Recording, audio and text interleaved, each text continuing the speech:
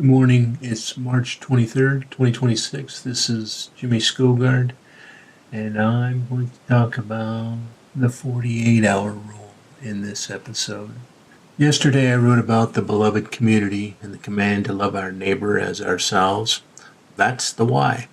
Today, I want to talk about the how, because love that never follows through is a form of absence. That's where the 48-hour rule comes in. I don't mean it as a slogan or a productivity trick. I mean it as a discipline, a promise, a way of telling the people around me that their time, their effort, and their concerns matter enough to deserve a real answer. When someone reaches out, volunteers, asks a hard question, shares a worry, or offers to help, I don't want them left hanging in the void of silence. Silence creates drag. Silence creates doubt. Silence makes people wonder whether they mattered at all. And in a team, that matters more than most of us admit. Research on team effectiveness found that dependability is one of the key traits of strong teams. In plain English, that means people do quality work and do it on time. Teams also work better when they establish clear communication norms instead of leaving everyone to guess what response, follow-up, or accountability should look like. That truth is not complicated, but it is demanding. If I say I care about my neighbor, my team, or this moment, then I need a pattern that proves it. For me, one part of that pattern is simple. Within 48 hours, I respond, follow up, acknowledge, clarify, or close the loop.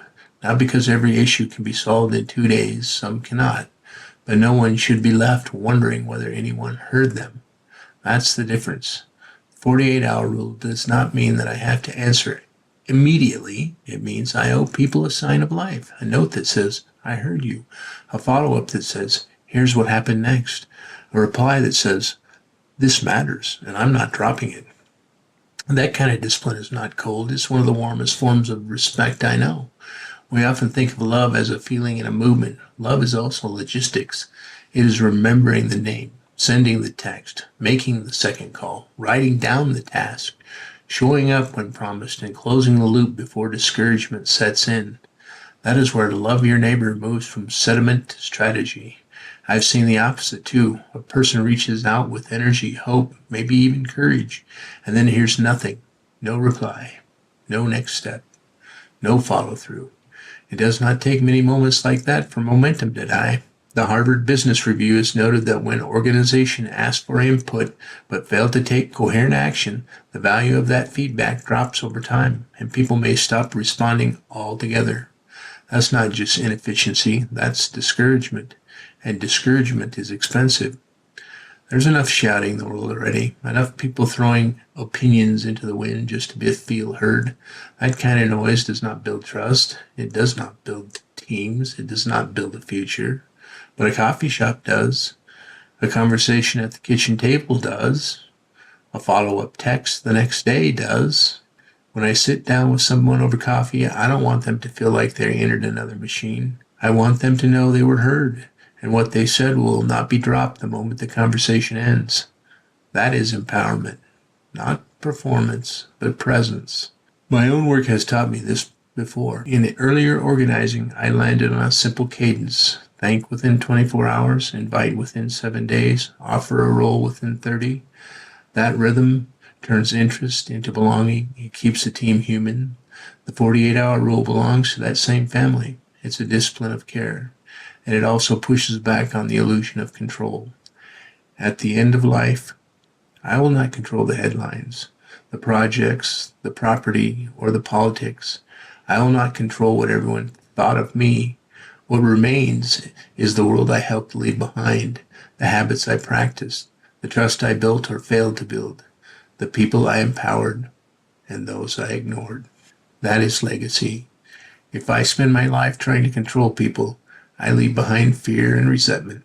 But if I spend my life answering, encouraging, following through, and treating other people's concern with real weight, I leave something sturdier.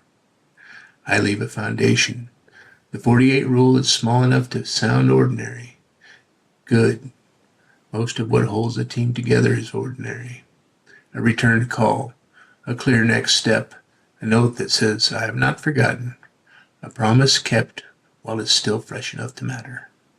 That is how a movement becomes trustworthy. That is how discipline becomes love in work clothes. We build a community where people feel safe enough to contribute their best ideas. Then we need more than passion. We need rhythm. We need follow through. We need each other to know that when a hand goes up, it will not be ignored. That is what respect looks like in real time. If you've ever reached out and heard nothing back, then you know why this matters. If you've ever meant to follow up and let time slip away, then you know how easy it is to lose momentum. This is your invitation to practice something better. Reply within 48 hours. Acknowledge the ask.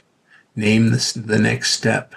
Treat someone else's concern with the same seriousness you want your own. Because agency means the ability to decide our future for ourselves. We still hold that power, but only if we use it. Our children and grandchildren's legacy is in our hands now. Please join the movement at schoolguard2026.org. Thank you for listening. I'll talk to you tomorrow.